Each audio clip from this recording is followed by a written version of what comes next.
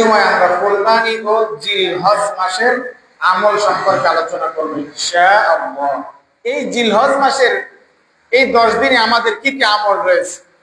রাসূলুল্লাহ সাল্লাল্লাহু আলাইহি সাল্লাম বলেছেন এই 10 দিনের মধ্যে অনেকগুলি আমল রয়েছে। 11টি আমল।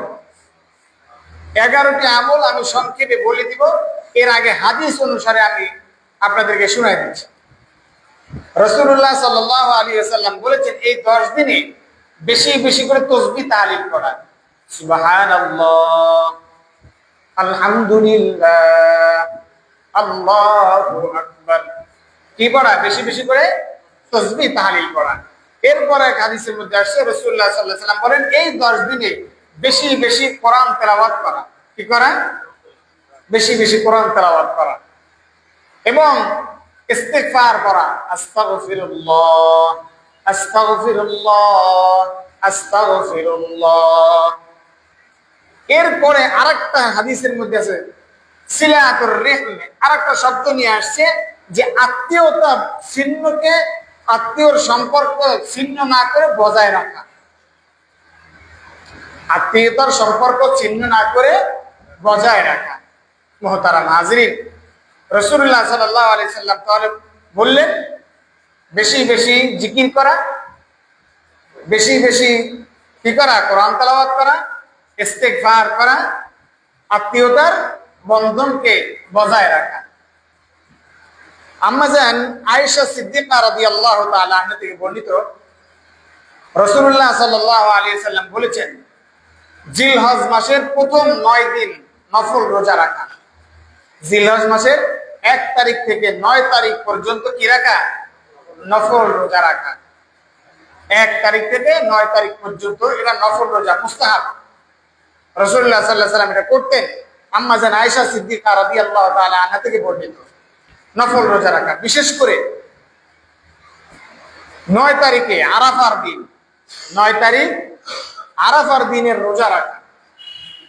রাসূলুল্লাহ সাল্লাল্লাহু আলাইহি সাল্লামের হাদিস, হুজুর সাল্লাল্লাহু আলাইহি সাল্লাম বলেন যে ব্যক্তি আরাফার দিনে অর্থাৎ জিলহজ মাসের 9 তারিখ রোজা রাখবে, আরাফার দিনের রোজাটা রাখবে, আল্লাহ তাআলা তার 1 বছর আগের ও 1 বছর পরের সমস্ত গুনাহ আল্লাহ মাফ করে দিবেন। এমন কোন হাদিস শুনেছেন যে আগের গুনাহ মাফ করবে? শুধু এই 1 রোজার বদৌলতে, 1 রোজার ফজিলতে আল্লাহ তাআলা 1 বছর আগের গুনাহ মাফ করে দিবে। এই হাদিস থেকে হাসিয়া এবং একটি কথা বোঝা যায় যে কি আমরা আগামী 1 বছর বাঁচবো, এটা জরুরি কোনো কথা না, বা এটা আপনার কতই কোনো কথা না, বিশুদ্ধ কোনো কথা না। তো হাদিসের ভাষ্য অনুমতে যে আমার যেহেতু 1 বছর আগের গুনাহ মাফ করবে, হয়তো আল্লাহ তাআলা আমাকে 1 বছর কি রাখবেন? বাঁচাইয়া রাখবেন। ওই দোয়ার মতো রমজানের আগে আমরা কি দোয়া করি না যে আমাদেরকে এই রমজান থেকে অপর রমজান পর্যন্ত কি রাখো? বাঁচায় রাখো। রমজান পর্যন্ত আমাদেরকে কি রাখো? বাঁচায় রাখো। এই হাদিস থেকে এটাও বোঝা যায় যেহেতু আমার 1 বছর আগের ও 1 বছর পরের গুনাহ আল্লাহ তাআলা মাফ করে দিবেন। কোন রোজা বলেন নাই? 9 তারিখ আরাফার দিনের রোজা, আরাফার দিনের রোজা। এই রোজাটা যদি আমরা রাখি, আল্লাহ তাআলা আমাদের আগের ও পরের 2 বছর, আগের 1 বছর, পরের 1 বছরের গুনাহ মাফ করে দিবেন। এই রোজা রাখবো তো ইনশাআল্লাহ। আল্লাহ তাআলা আমাদের সবাইকে আমল করার তৌফিক দান করেন। বলেছিলাম যে 10 দিনের 11টা আমল। 10 দিনের কয়টা আমল? 11টি আমল। 1 নম্বরে বলছিলাম, 1 নম্বরে কি করা? জিকির করা, বেশি বেশি কি করা? আল্লাহ তাআলার তাসবিহ পাঠ করা, জিকির করা। তো জিকির করতে কি সময় লাগে? কোথাও গিয়ে বসে থাকতে হয়, কোথায় গিয়ে একসাথে জড়ো হতে হয়? হাঁটতে, চলতে, বসতে, ফিরতে আমরা কি করব? আল্লাহ তাআলার জিকির করব, বেশি বেশি আল্লাহ তাআলার জিকির করা, 1 নম্বর। 2 নম্বরে বলছে বেশি বেশি নেক আমল করা। কি আমল করা? এই 10 দিনের 11টা আমল মনোযোগ দিয়ে শুনতে হবে। 2 নাম্বার হচ্ছে বেশি বেশি নেক আমল করা। অন্যান্য মাসে যে নেক আমলগুলো করতাম তার চেয়ে এই মাসে বেশি বেশি করে নেক আমল করা। কোন কারণে? যে আল্লাহ এবং তার রাসূল বলছেন আল্লাহ তাআলার কাছে এই 10টা দিন সবচেয়ে বেশি গুরুত্বপূর্ণ এবং ইবাদতপূর্ণ। এই 10 দিন 10 রাতে ইবাদত করলে আল্লাহ তাআলার কাছে অনেক সওয়াব পাওয়া যায়, অনেক গুরুত্বপূর্ণ। এই জন্য বেশি বেশি কি করা? নেক আমল করা। তাহলে 1 নাম্বার জিকির করা, 2 নম্বরে কি বললেন? নেক আমল করা। 3 নম্বরে গুনাহ থেকে পানা চাওয়া এবং গুনাহ না করা। আমরা তো আগেও গুনাহ করব না, তবে বিশেষ করে এই 10 দিন যে কোনো ছোট্ট থেকে ছোট্ট কোনো গুনাহ যেন আমার থেকে সংগঠিত না হয়, এই জন্য কি করা? আল্লাহ তাআলার কাছে মাফ চাওয়া। কোরআন হাকিমের মধ্যে আল্লাহ তাআলা বলেন, ফালা তাযলিমু ফীহিন্না আনফুসাকুম, তোমরা তোমার নিজের নফসের উপরে, তোমরা তোমাদের আত্মার উপরে তোমরা কি করো না? জুলুম করিও না। এই জন্য গুনাহ না করা। 3 নাম্বার বললাম গুনাহ না করা। 4 নম্বরে আসছে আল্লাহ তাআলা যাদেরকে উপযুক্ত করে তুলেছেন, আল্লাহ তাআলা যাদেরকে মাল ও সম্পদ দিয়েছেন, তাদেরকে বলেছেন এই 4 নম্বরে হজ করা। কি করা? এই 4 নম্বরে হজ করতে হবে। হজের হুকুম দিয়েছেন কে? বলেছি আপনাদেরকে হজের মাস শুরু হওয়ার আগেই হজ সম্পর্কে অনেক আলোচনা করেছি, যে হজ করলে কি হবে, হজ করলে ফায়দা কি, আপনাদেরকে সব বলেছি। তাহলে 4 নাম্বার হচ্ছে কি করা? হজ করা। 5 নাম্বার হচ্ছে যাদেরকে আল্লাহ তাআলা সমর্থ দিয়েছে তারা কোরবানি করা। আল্লাহ তাআলা যাদেরকে কি দিয়েছেন? সমর্থ দিয়েছে, তাদের কোরবানি করা 5 নাম্বার। 6 নাম্বার হচ্ছে যে জিনিসটা, আজকে তো 2 তারিখ, গত বছর বলেছিলাম যদি মনে থাকে, যে চাঁদ দেখার আগে, এটা যিনি কোরবানি করবেন এবং যিনারা কোরবানি করবেন না উভয়ের ব্যাপারে হাদিস, যে চাঁদ দেখার আগে চুল নখ সব কেটে রাখা, চাঁদ ওঠার পর থেকে চাঁদ দেখার পর্যন্ত চুল নখ দাড়ি বা যে কোনো কাটা ছাঁটা নিষেধ। রাসূলুল্লাহ সাল্লাল্লাহু আলাইহি সাল্লাম বলছেন, কোন ব্যক্তি যদি এই আমলটা করে, আল্লাহ তাআলা ওই যে ব্যক্তি কোরবানি করে তার জন্য তো এটা করবেই, আর যে ব্যক্তি কোরবানি করতে পারবে না সে যদি এই আমলটা করে, আল্লাহ তাআলা তার আমলনামায় কোরবানির সওয়াব দান করবে। অপরের হাদিসের মধ্যে বলে দিয়েছেন। এই জন্য বললাম যে 6 নাম্বার হচ্ছে এই 1 তারিখ থেকে শুরু করে চাঁদ দেখার আগে চুল নখ কেটে নিবে, এরপরে কোরবানি করে, কোরবানি করার পর কি করবে? নখ চুল কাটবে। 7 নাম্বার হচ্ছে তাকবীর পাঠ করা। এই তাকবীর পাঠ করা 2 ভাবে বলছে, একটা হচ্ছে আম আর একটা হচ্ছে খাস।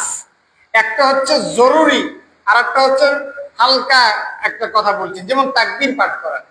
সাহাবায়ে কেরামের অনেক আমল থেকে এমন পাওয়া যায় যে সাহাবায়ে কেরাম রাদিয়াল্লাহু তাআলা আলাইহিম আজমাইন এই সময় এই 10 দিনে তারা বাজারে চলে যেতেন। বাজারে গিয়ে মৃদু আওয়াজে পড়তেন আল্লাহু আকবার, আল্লাহু আকবার, লা ইলাহা ইল্লাল্লাহ, আল্লাহু আকবার, আল্লাহু আকবার ওয়া লিল্লাহিল হামদ। সাহাবায়ে কেরামদের কাছে এই আমলটা পাওয়া যায়। কেন বাজার গিয়ে পড়তেন? এই জন্য বাজার গিয়ে পড়তেন যে আমি যদি অনেক লোকের মাঝখানে বসে আমি যদি দোয়াটা পড়ি, এই তাকবীরটা পাঠ করি, হয়তো আমার শুনাশুনি আর একজনেও পাঠ করতে থাকবে। এই জন্য পাঠ করার, এই তাকবীর পাঠ করার উদ্দেশ্যেই বাজারে গিয়ে কি করতেন? এই তাকবীর পাঠ করতেন। আর আমাদের এখন অবস্থা কি? শরম পাই, কে কি বলবে, আমাকে কে কি বলবে, এই বলার নিয়ে আমরা চিন্তায় থাকি। মেহরে ভাই, কে কি বলবে? আল্লাহর কাজ করতে গিয়ে যদি আমি মুসলমান যদি এটা হিসাব করি আমাকে কে কি বলবে, আমার চেয়ে দুর্ভাগা আর হতভাগা কে হতে পারে? সাহাবায়ে কেরামের সামনে রাসূলুল্লাহ সাল্লাল্লাহু আলাইহি ওয়াসাল্লাম কোন হাদিস পাঠ করলেই সাহাবায়ে কেরাম বলতেন, ইয়া রাসূলুল্লাহ, অমুকের চেয়ে উত্তম। যেমন একটু আগে আপনাদের সামনে পাঠ করলাম, এই 10 রাত 10 দিনের কথা রাসূলুল্লাহ সাল্লাল্লাহু আলাইহি ওয়াসাল্লাম বলেছেন আল্লাহ তাআলার কাছে উত্তম। সাহাবায়ে কেরাম প্রশ্ন করে বলছেন, জিহাদের চেয়ে কি উত্তম? প্রশ্ন করে বলতেন, প্রশ্ন করে ফেলতেন। এই জন্য সাহাবায়ে কেরাম যেখানেই নেকি দেখতেন ওখানেই ঝাঁপ দিয়ে পড়তেন, নিজের জানকে উৎসর্গ করে দিয়ে নেক আমলের প্রতি লেগে যেতেন। এজন্য সাহাবায়ে কেরাম বাজারে যাইতেন, গিয়ে দাঁড়িয়ে বিভিন্ন লোক সমাগমের মধ্যে দাঁড়িয়ে কি পাঠ করতেন?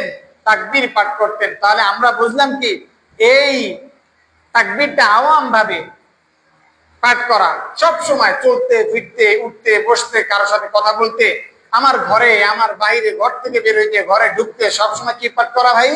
তাকবীর পাঠ করা। যেমন কি আল্লাহু আকবার, বলেন আল্লাহু আকবার, আল্লাহু আকবার, লা ইলাহা ইল্লাল্লাহ, আল্লাহু আকবার, আল্লাহু আকবার, ওয়ালিল্লাহিল হামদ।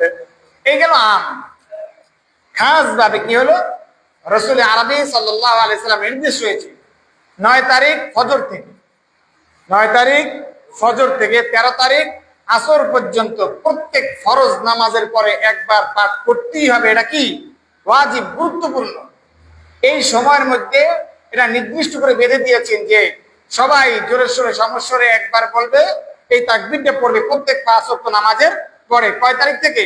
9 তারিখ ফজর থেকে 13 তারিখ আসর পর্যন্ত। মা বোন যারা আছেন ঘরে বসে অনুচ্চ স্বরে যতটুকু আওয়াজ দিলে ঘরের বাইরে যাবে না, এই আওয়াজে তারাও এই তাকবীর গুলো কি করবেন? পাঠ করবেন। হ্যাঁ, এরপর থেকে কয় নাম্বার গেল? 7 নাম্বার গেল। 8 নাম্বার নির্দিষ্ট তারিখ, এটা হলো 8 নাম্বারে নির্দিষ্ট করে দিয়েছে যে আল্লাহ তাআলা যে প্রত্যেক 5 ওয়াক্ত নামাজের পরে। এবার 9 নাম্বারে যে আমাদের আমলটা রয়েছে সেটা আপনাদের কাছে বললাম, 9 তারিখের রোজা রাখা, মুহররমের রোজাটা রাখা, 9 তারিখে আরাফার রোজাটা রাখা। এই জন্য 9 নাম্বার হচ্ছে আরাফার দিনের রোজা রাখা। 10 নম্বরে যেই কথাটা বলছেন খুবই গুরুত্বপূর্ণ, 10 এবং 11। কিন্তু এর ভিতরে আমাদের কি হয়? অনেক গাফলতি হয়ে যায়। 10 এবং 11 নাম্বার। 11 নম্বরে যে কথাটা বলছেন এটা আমাদের মধ্যে এই জন্য গাফলাতি হয়, আমল করতে করতে শেষ পর্যায়ে গিয়ে আমরা ছেড়ে দিই।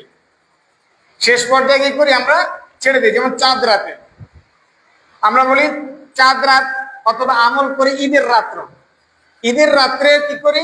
সারা রাত আমরা আনন্দ উপভোগ করি, সারাদিন বসে বসে কি করি? গল্প গুজব করি। আর আমরা যারা ইয়ং আছি আমাদের তো কাজের তো কোনো কি নাই, শেষ নাই। এই জন্য ফজরের নামাজও নেই। এই জন্য কি নাই? ফজরের নামাজও নাই। আনন্দ ফুর্তিতে সারা রাত কেটে যায়, ফজরের নামাজও নাই। অথচ হাদিসের মধ্যে আসছে ঈদের দিনের সবচেয়ে গুরুত্বপূর্ণ একটি আমল হচ্ছে ফজরের নামাজ জামাতের সাথে পড়া। বলেন কি? ফজরের নামাজ ঈদের দিনের সবচেয়ে বেশি গুরুত্বপূর্ণ আমল। এরপরে অন্য অন্য ঈদের যে সুন্নতগুলি রয়েছে সেই সুন্নতের প্রতি লক্ষ্য রাখা, সেই সুন্নতগুলোর প্রতি কি রাখা? লক্ষ্য রাখা। আল্লাহ তাআলা আমরা যেই আমলগুলির কথা শুনলাম সেই আমলগুলোর প্রতি আল্লাহ তাআলা আমল করার তৌফিক দান করেন।